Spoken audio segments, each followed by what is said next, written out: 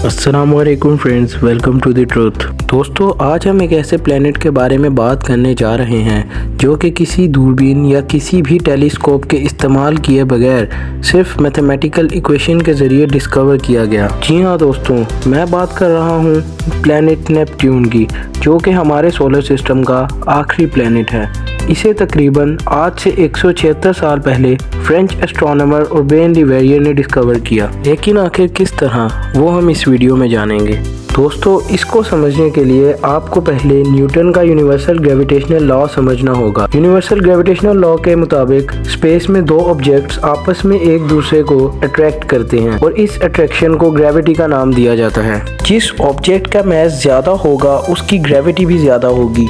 बड़ा मास हमेशा छोटे मास को अपनी तरफ अट्रैक्ट करेगा। दोस्तों, यूनिवर्सल ग्रेविटेशनल लॉ सिर्फ हमारी दुनिया तक ही महदूद नहीं, बल्कि ये पूरे सोलर सिस्टम और पूरे यूनिवर्स पर अप्लाई होता है। बल्कि इसकी सबसे अच्छी एग्जांपल हमारा सोलर सिस्टम ही है, क्योंकि सोलर सिस्टम का सबसे बड़ा ऑब्जेक्ट सूरज है। तो सोलर सिस्टम के बाकी सब प्लैनेट सूरज की तरफ अट्रैक्ट होते हैं और एक खास ऑर्बिट में घूमते हैं। हमारा चांद भी इसी लॉ के तहत जमीन के गिर्द घूमता है। न्यूटन के इस ग्रेविटेशनल लॉ पर काफ़ी रिसर्च हुई और ये साबित हुआ कि हमारी कायनात का सारा निज़ाम इस पर डिपेंडेंट है। दोस्तों, ये बात है 1840 की, जिस वक्त हमारे सोलर सिस्टम का आखिरी प्लेनेट यूरेनस हुआ करता था। ये प्लेनेट भी इससे कुछ अरसा पहले 1781 में टेलीस्कोप के जरिए डिस्कवर हुआ था। लेकिन इस सियारे के ऑर्बिट में एक अजीब सी चीज़ नोटिस की गई कि ये न्यूटन के ग्रेविटेशनल लॉ पर पूरी तरह अमल नहीं करता था। ये अपने ऑर्बिट में एक खास पॉइंट पर आकर हिलने जुलने लगता था।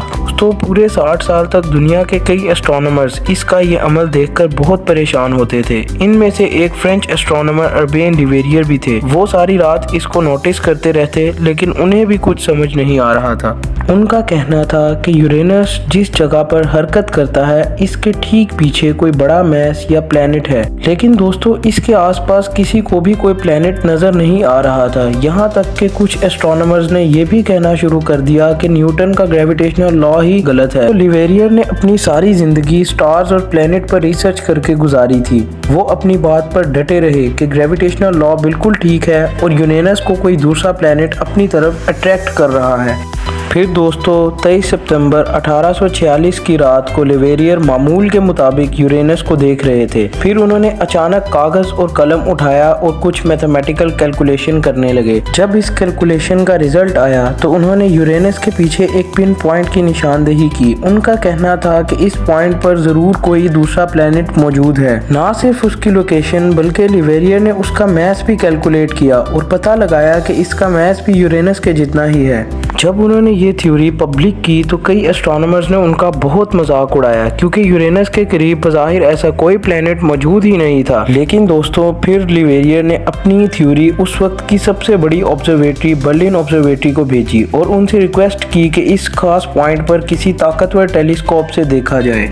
फिर बर्लिन ऑब्जर्वेटरी के डॉक्टर जोहन गॉटफ्रीड ने जब आसमान के इस खास हिस्से पर देखा तो उनको पहले कुछ नजर नहीं आया, लेकिन मजीद फोकस करने पर उन्हें ठीक लिवेरियर की बताई हुई लोकेशन पर एक नीले रंग का प्लेनेट नजर आया, जिसका मास भी यूरेनस के जितना ही था।